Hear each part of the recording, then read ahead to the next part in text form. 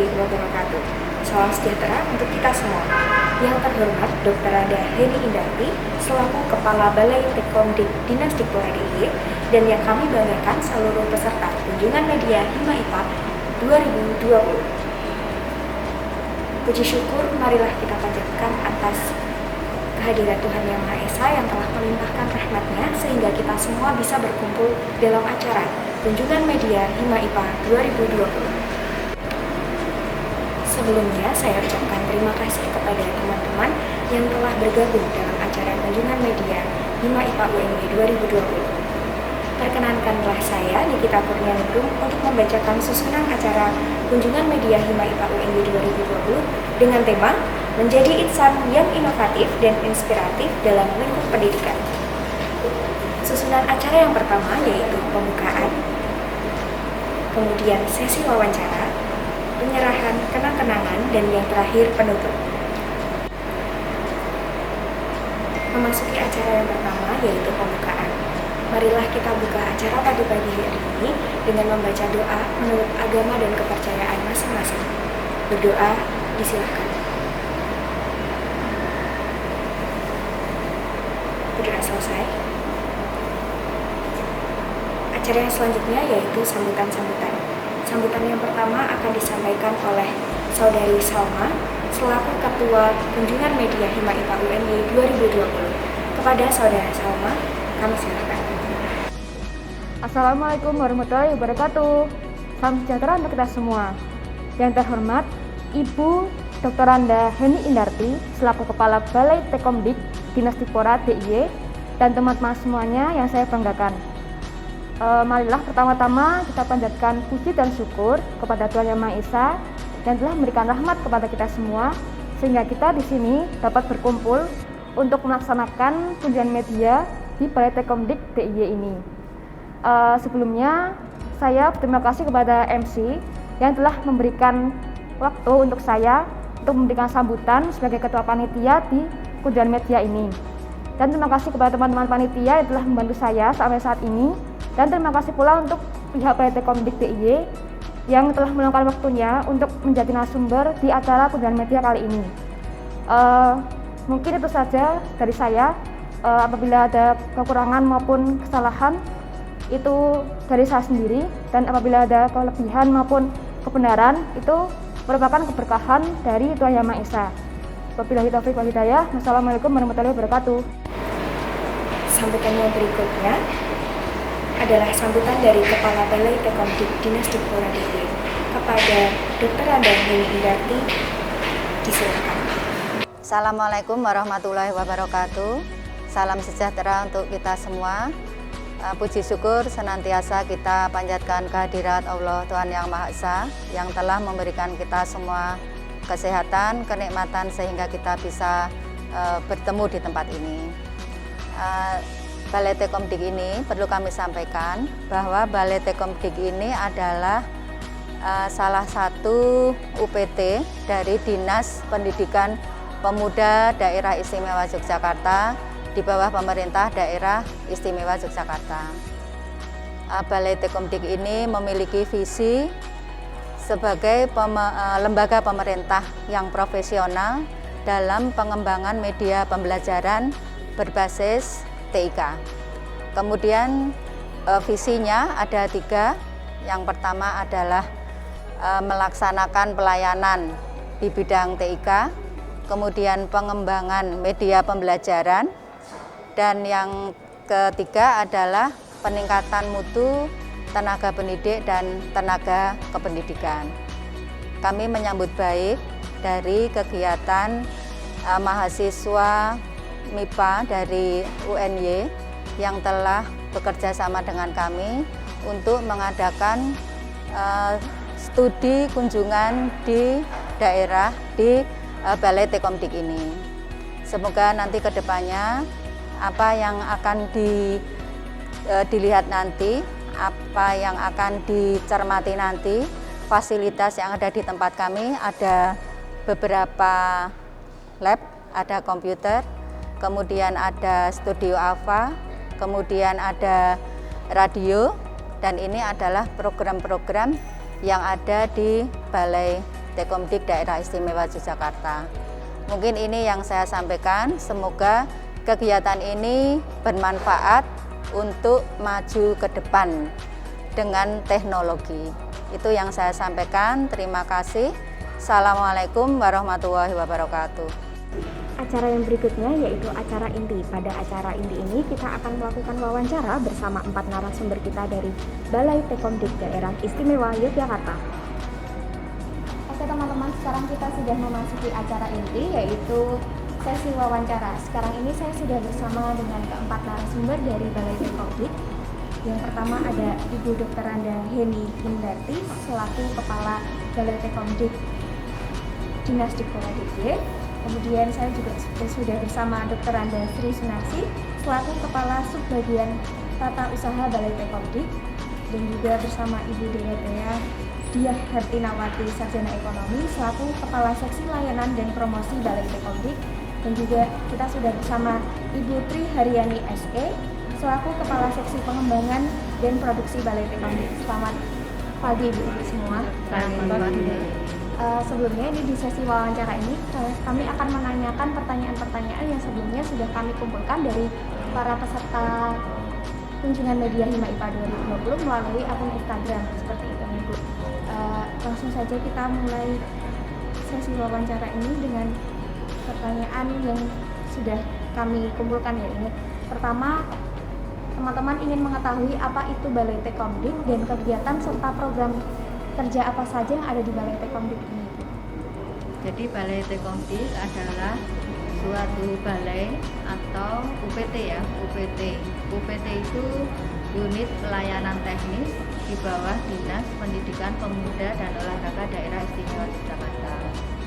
Struktur organisasinya ada kepala balai, kemudian ada 3 eselon 4, yaitu Bu Nasih selaku Kasubag TU, Bu Tri Haryani ini sebagai Kasih Pengembangan dan Produksi, dan Bu Diah ini sebagai Kasih Pelayanan dan Promosi. Kemudian dari semua ini kami mempunyai tugas dan fungsi, yaitu yang pertama pelayanan untuk ke semua masyarakat, baik dari SD, SMP, SMA, SMK di daerah istimewa Yogyakarta, bahkan untuk perguruan tinggi. Pelayanan yang berkaitan dengan media pembelajaran. Kemudian yang kedua adalah pengembangan media ajar yang berbasis TIK. Kemudian kami di Balai Tekomdik ini sebagai pusat riset atau pengembangan media ajar yang berbasis TIK. Begitu, Mbak. Iya. Kalau mengenai siapa saja sih Bu yang bisa tergabung di Balai Tekomdik ini? Atau mungkin dari kalangan PNS saja atau mahasiswa, mungkin pelajar bisa magang di sini atau belajar di sini? Kalau kami karena sifatnya pelayanan, jadi kami memfasilitasi semua warga masyarakat di daerah istimewa Yogyakarta, khususnya di pendidikan. Jadi yang sering berkoordinasi dengan kami atau mengadakan kerjasama itu ada dari guru-guru, kepala sekolah, kemudian dari jenjang SD, SMP, SMK, dan SLB, dan perguruan tinggi. Untuk kerjasama ini yang sudah kami jalin ada UNY, kemudian UAD, kemudian kalau dari sekolah itu dari SMA itu yang sering mengadakan magang di Balai Tekomdik. Begitu, Mbak. Kalau mengenai keuntungan apa saja sih Bu yang bisa dari mungkin tadi sudah disebutkan dari siswa SD, SMP, SMA hingga mahasiswa, keuntungan apa saja yang bisa kami dapatkan dengan mengikuti pelatihan di Balai Tekomdik? Kalau untuk misalnya untuk mahasiswa ya, untuk mahasiswa atau UNY yang bekerja sama dengan kami, dari UNY akan mengirimkan mahasiswanya untuk praktek kerja industri ya, atau prakerin. PKL untuk di Balai Tekomdik ini yang sesuai dengan basic yang jurusannya masing-masing. Misalnya kalau yang di IT maka nanti akan belajar dengan narasumber yang IT di Balai Tekomdik ini. Kemudian misalnya ada jurusan broadcast atau mungkin kami juga memiliki fasilitas JB Radio. Kemudian kan di web itu sudah tertulis kalau ada program bernama ICT IQ AP nih. ECAP, ICT ECAP ya. Itu maksud dari adanya program tersebut itu seperti apa dan ditujukan untuk siapa aja nih? Ini siapa yang menjawab, Bu Narseh atau Bu Dian? Bu Narseh, monggo, ini Bu Narseh yang akan menjawab. Silakan Ibu. Di Balai Tekomdik ini ada program atau awal adanya Balai Tekomdik itu kerjasama dengan Jepang ya, dengan menghibahkan alat yang terus akhirnya ada ICT ECAP, kemudian program pemanfaatan pendidikan untuk peningkatan pemerataan kualitas pendidikan di daerah istimewa Yogyakarta. Program ini dulu awal itu kita diberikan hibah komputer dan jaringan internet pendidikan itu sebanyak 300 SD dan 200 SMP. Itu sasaran awal kita. Karena apa? Karena itu program kerjasama dengan Jepang. Kemudian berkembang juga ke jenjang SMA SMK. Karena apa? Karena kita mempunyai kewenangan di jenjang SMK, SMA dan SLB sekarang. Itu kita jangkau semuanya dengan diberikan infrastruktur ya, seperti itu. Untuk internet jaringannya biar merata di daerah istimewa Yogyakarta. Ada 65 BTS dan repeater. Nah itu alat itu tadi hibah dari Jepang ke daerah istimewa Yogyakarta. Itu kita memproduksi dan memberikan layanan pengembangan pembelajaran berbasis TIK lewat Jogja Belajar. Nah, itu nanti Jogja Belajar kewenangannya bukan dari TU dilanjut. Mungkin dari Ibu bisa melanjutkan mengenai apa itu Jogja Belajar dan kemudian bagaimana programnya. Terima kasih Mbak Nikita. Dari seksi layanan itu memang punya kewenangan untuk pelayanan. Pelayanan di sini keunggulannya ada Jogja Belajar. Di situ ada JB Mas, JB Media, JB Budaya, ada JB Radio.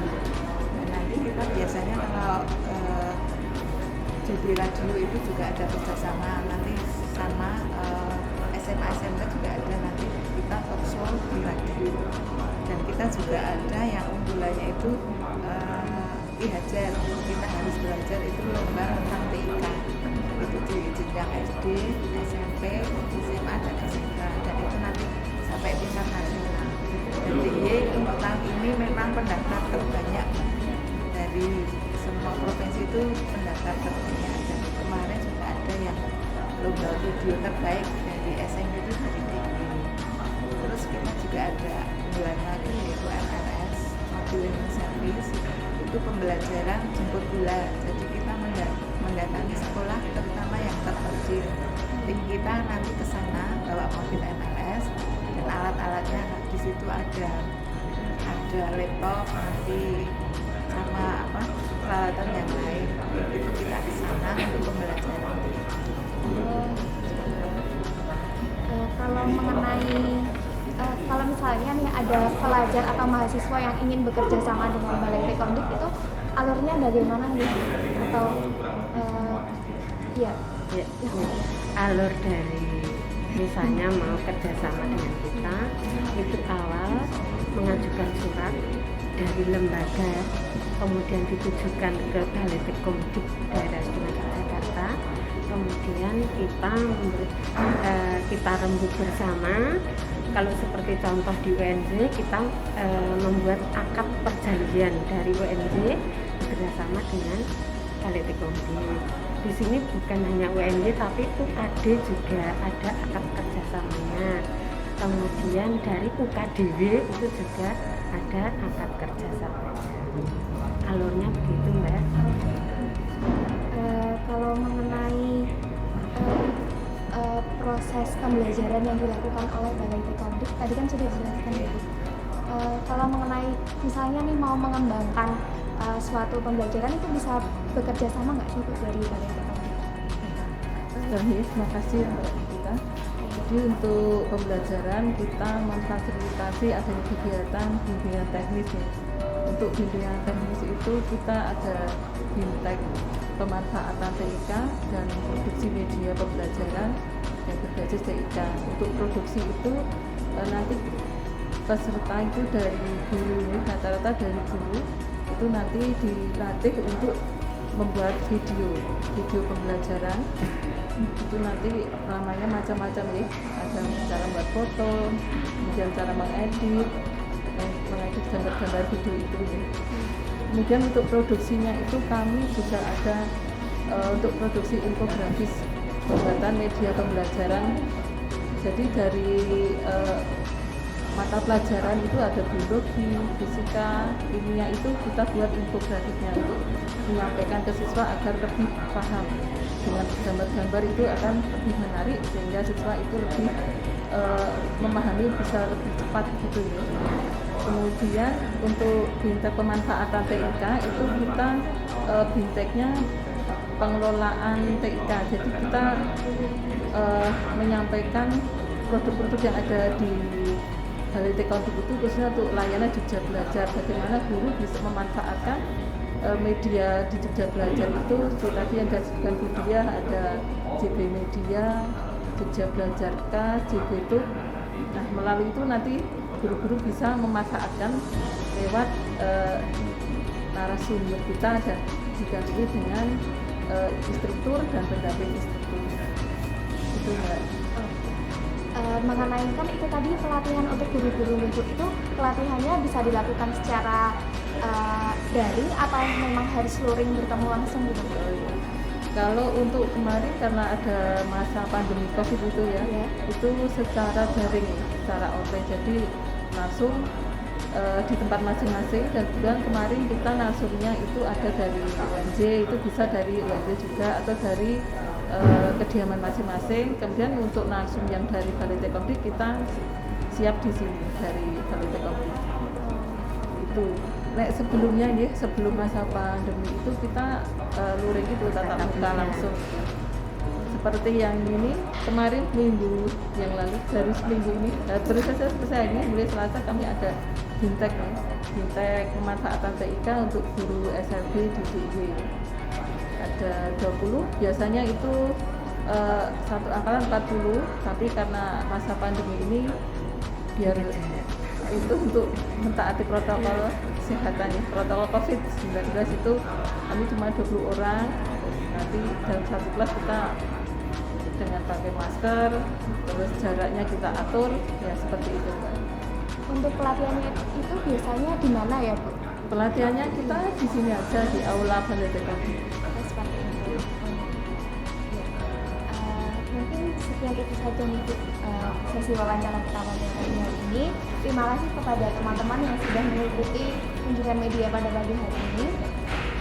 Acara selanjutnya penutup.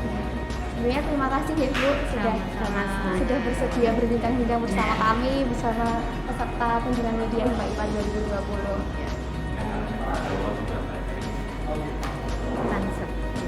Selanjutnya ini ada penyerahan kenang-kenangan dari Hima IPA UNJ kepada Balai Tekomdik.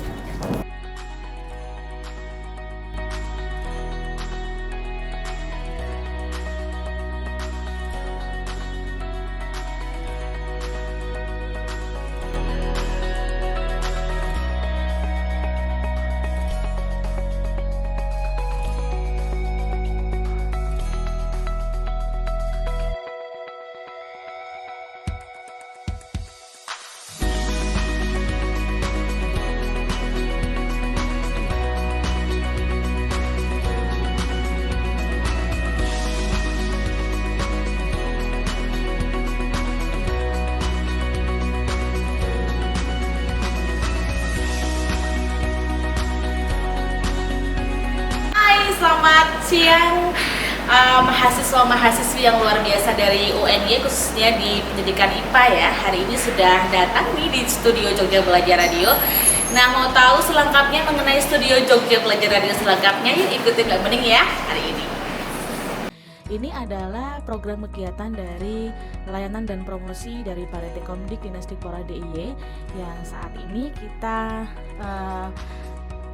terorganisir dalam sebuah layanan kegiatan yang namanya Jogja Belajar Radio. Nah, JB Radio ini mengudara selama 18 jam dari pagi pukul 6 pagi sampai dengan jam 12 malam. Kemudian kami di JB Radio mempunyai kurang lebihnya 9 orang penyiar dan 1 orang reporter yang bekerja sampai dengan jam 12 malam seperti itu. Kemudian untuk penyiarnya macam-macam, ada yang cewek, ada yang cowok begitu. Kemudian untuk program acaranya pun juga sudah kita bagi dalam beberapa macam segmentasi program. Karena kami radionya radio bersegmentasi pelajar. Jadi untuk sasaran dan target programnya pun juga program-program yang edutainment, education dan entertainment. Jadi tidak hanya bersifat hiburan saja, namun juga bersifat pendidikan seperti itu. Kami ada program unggulan yang namanya Saranghai, sharing dan belajar bareng Syai, itu di sore hari pukul 15 sampai dengan pukul 17. Kemudian ada malam hari namanya Sinau Berhadiah JBR dari jam 7 malam sampai dengan jam 9 malam. Ini khusus untuk mengupas tuntas mengenai pelajaran di sekolah, baik mata pelajaran fisika, kimia, sosial, dan ilmu-ilmu lain yang memang sudah didesain untuk disiarkan penyiar seperti itu. Kemudian untuk naskah ataupun konten yang disiarkan pun juga sudah dikomunikasikan dan didesain khusus dari praktisi pendidikan yang memang berkompeten di bidangnya seperti itu. Kami harapkan dengan layanan JB Radio ini siswa bisa memberikan atau memanfaatkan media pembelajaran berbasis audio dengan Jogja Belajar Radio. Dan saat ini seiring berjalannya waktu, JB Radio juga dikembangkan dalam radio bergambar yang kita masukkan dalam sebuah layanan YouTube seperti itu. Kita juga membuat podcast yang memang ulasannya seputar pendidikan dan memang harus dikonsumsi dan juga bisa dikonsumsi untuk seluruh pelajar di DIY. Nah, kali ini kita sudah ada di studio Jogja Belajar Radio yang saat ini sudah ada teman saya lagi siaran nih, namanya Mbak Ajeng Kinanti. Boleh saya hello Mbak Ajeng? Halo. Nah, di masa pandemi seperti ini di studio Jogja Belajar Radio tetap menggunakan masker, tetap mematuhi protokol kesehatan ya demi mencegah pandemi COVID Corona begitu. Oke, halo teman-teman semua dari Bima IPA UNY, teman-teman yang sedang mengadakan kunjungan media. Saat ini kita sedang berada di studio AFA, studio produksi yang dimiliki oleh Balai Tekomdik. Ada apa aja dalam studio AFA? Mungkin teman-teman yang tanya, yang belum tahu, untuk itu langsung saja kita masuk ke dalam ruangan studio AFA. Ayo.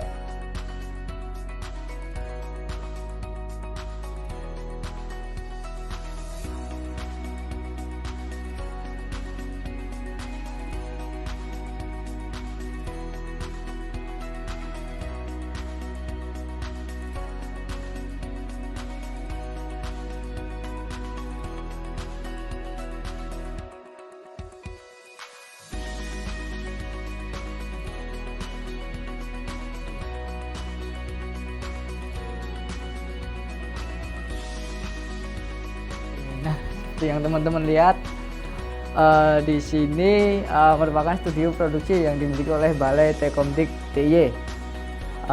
Di mana studio ini kita lengkapi dengan beberapa peralatan. Di sini ada kamera dan juga operatornya. Kita menggunakan 3 kamera. Ada kamera 1, ini kamera 2, dan ini kamera 3 bersama operatornya ada Mas Suta dan Pak Miyana. Nah, seperti teman-teman lihat, untuk background dari studio ini kita menggunakan green screen, yaitu untuk mengganti backgroundnya menjadi virtual set background. Dan studio ini biasanya kita gunakan untuk simulasi teman-teman guru maupun tenaga pendidik untuk belajar mengenai pembuatan video dan audio. Dan tentunya di sini juga ada alat teleprompter. Teleprompter ini fungsinya untuk membantu yang khususnya untuk membacakan berita ataupun naskah berita, biasanya menggunakan alat seperti ini. Terus di sini ada mikrofon, dan ruangan ini tidak hanya untuk membuat video tapi juga untuk merekam atau proses rekaman suara seperti itu. Nah, kurang lebih seperti itu yang bisa kami jelaskan, dan juga kita gunakan studio ini untuk membuat media pembelajaran. Tentu saja media pembelajaran berbasis video dan audio. Mungkin teman-teman yang sedang menyaksikan ini bisa lihat datang ke sini ataupun belajar, silahkan, kami sangat terbuka. Siapa tahu bisa menambah wawasan teman-teman semuanya. Mungkin itu yang bisa kami sampaikan. Untuk teknisnya mungkin bisa belajar kemari di Balai Tekomdik, Jalan Kenari nomor 2, Yogyakarta. Untuk intensitas penggunaan tergantung nanti ada kegiatan atau acara dari balai, dan juga ada permintaan dari sekolah untuk belajar guru ataupun siswa. Biasanya kita menggunakan alat ini. Dan juga ada satu ruangan lagi namanya control room. Mungkin sebelum kita pindah ke control room bisa diperlihatkan suasana ruangan ini. Bisa kita ada TV control, monitor, ada kamera, tripod, lighting, background, studio, ruangan kedap suara seperti itu. Oke, jadi itu adalah, nah di sini adalah ruang control room, di mana ruangan ini untuk mengontrol segala kegiatan yang sedang kita lakukan di dalam studio ini. Apa saja yang ada di dalam, yuk kita mungkin bisa masuk. Oke, teman-teman dari Bima IPA UNY, tadi kita udah lihat-lihat studio AVA. Sekarang kita mau ke control room atau ruang kontrol dari studio AVA. Mungkin kita bisa masuk dulu. Oke, maaf ya teman-teman, ini berantakan, baru kita siapin tadi, tapi nggak apa-apa.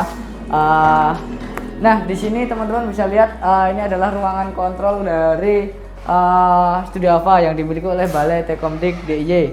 Di mana ruangan ini biasanya kita gunakan untuk mengontrol segala kegiatan di dalam studio. Ini ada kaca tembus pandang yang untuk mengontrol ke dalam studio sana.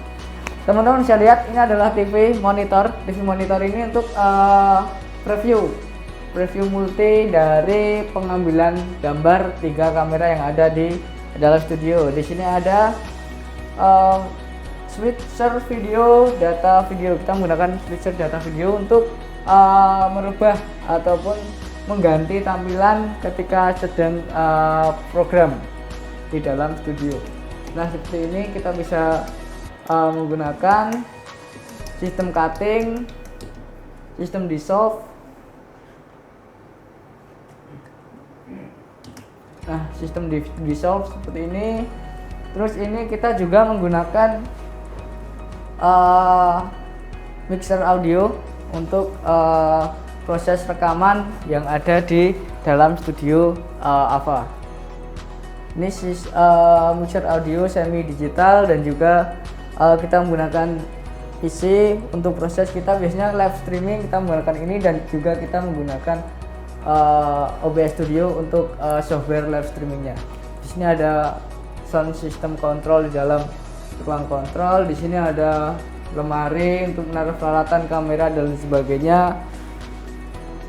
Mungkin di sini biasanya ada beberapa orang yang sedang mengoperasikan, cuma saat ini sedang tidak ada kegiatan di dalam studio, makanya belum ada orang yang menjaga di sini. Oke, baik teman-teman, itu tadi yang bisa kami jelaskan mengenai beberapa hal yang ada di ruang kontrol ini. Semoga bermanfaat bagi teman-teman Bima IPA UNY. Semoga dalam kunjungan media kali ini banyak informasi yang bisa digunakan atau bisa diperoleh untuk menambah wawasan dan pengetahuan teman-teman semuanya. Oke, terima kasih. Itu saja yang bisa kami sampaikan. Semoga bermanfaat. Sekian dan terima kasih semuanya.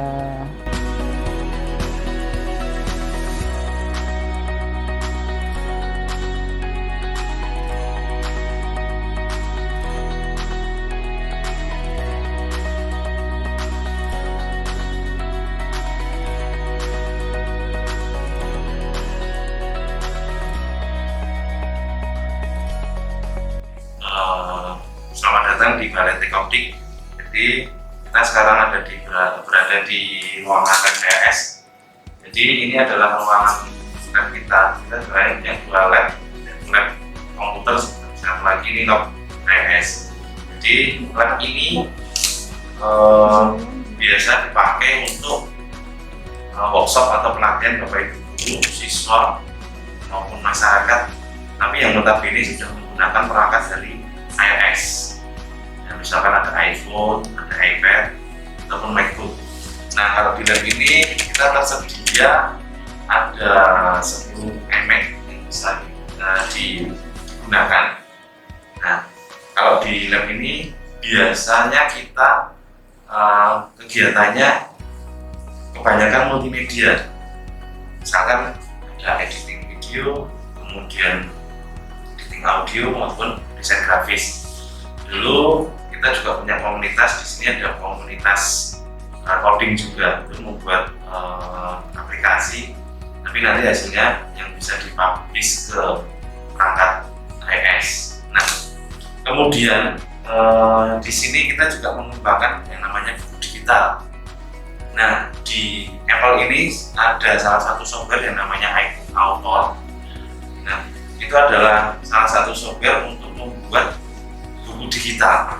Nah, yang nanti bukunya itu akan dipublish ke dalam perangkat Apple, misalkan iPhone ataupun iPad ini ya.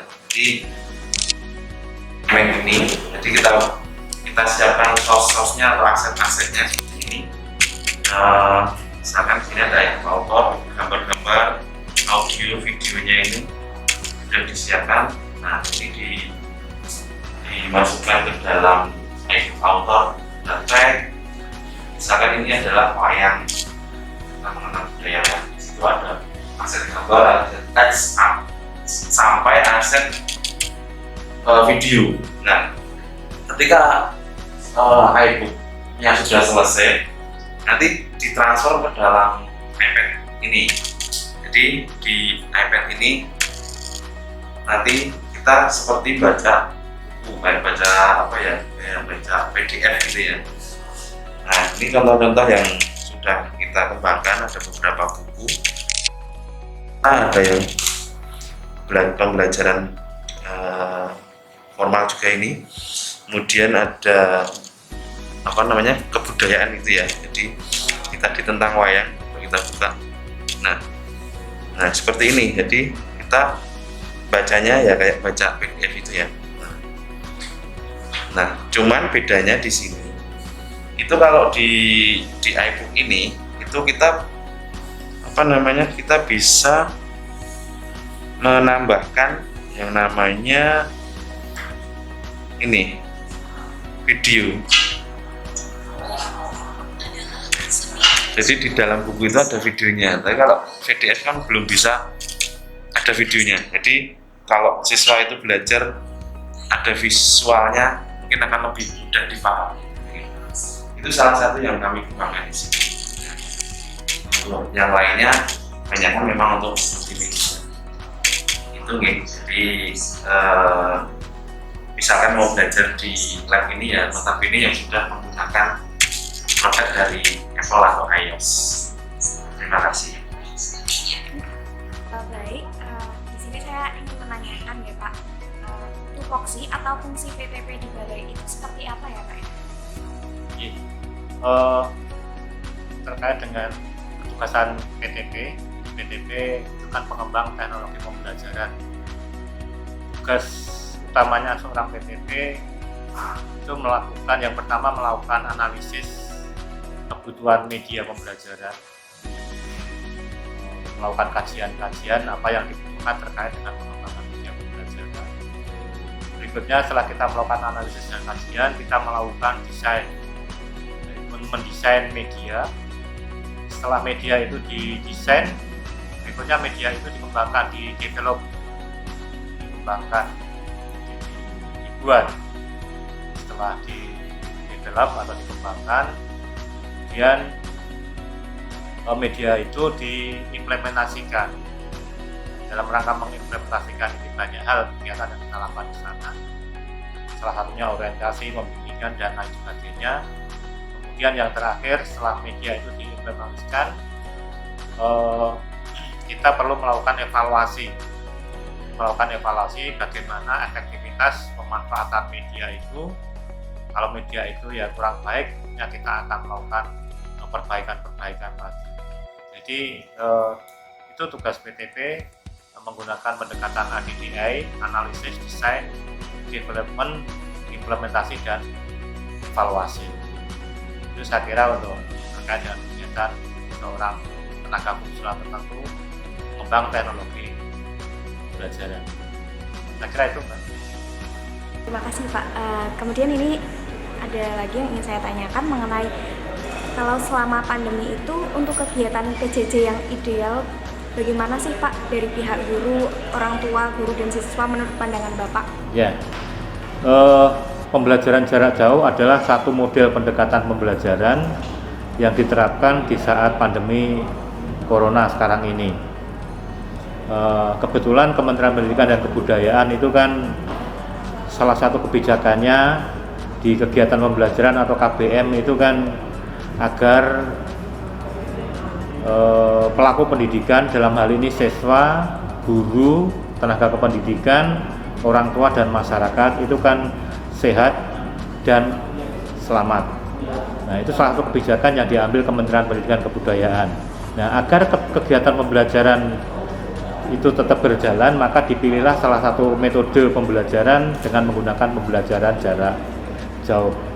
Nah, ketika kita bicara pembelajaran jarak jauh, maka ada 3 unsur utama yang akan terlibat di sana, yaitu siswa itu sendiri sebagai pelaku belajar, kemudian yang kedua adalah guru, dan yang ketiga adalah orang tua. Di dalam kegiatan pembelajaran jarak jauh, fungsi dan peran guru itu lebih ke desain instruksional. Dia mendesain pembelajaran sehingga peran guru itu lebih menjadi seorang fasilitator. Jadi tidak pemberi materi tapi lebih menjadi seorang fasilitator. Kemudian peran orang tua tentunya sebagai motivator, sebagai pendamping, membersamai anak-anak belajar di rumah, dan anak itu sendiri sebagai pelaku pembelajaran. Jadi tiga unsur itulah yang harus terjadi di dalam kegiatan pembelajaran jarak jauh. Kalau guru bisa melaksanakan tugasnya sebagai seorang instruksional desain, sebagai seorang fasilitator dengan baik, kemudian orang tua bisa menjadi seorang motivator, seorang pendamping belajar anak-anak di rumah dengan baik, dan anak pun juga bisa belajar dengan baik bersama dengan orang tuanya, maka kegiatan pembelajaran ini dengan model pembelajaran jarak jauh tentunya akan bisa berjalan dengan baik. Nah, permasalahannya itu kan kadang-kadang orang tua tidak siap, guru tidak siap, dan murid juga siswa tidak siap karena ada mindset yang harus diubah. Contohnya mindset guru itu harus diubah. Guru itu mindsetnya menyampaikan materi pembelajaran, padahal PJJ mindset guru itu menjadi fasilitator. Kemudian mindset orang tua itu kan kalau sekolah ya dengan guru, kalau sekolah ya di sekolahan, mindsetnya kan seperti itu. Nah, mindset itu di PJJ harus diubah. Mengubahnya bagaimana? Bahwa orang tua itu sebagai pendamping anak-anak belajar, menjadi motivator bagi anak-anaknya, dan mindset anak-anak juga harus diubah bahwa dia itu di rumah itu belajar, tidak libur.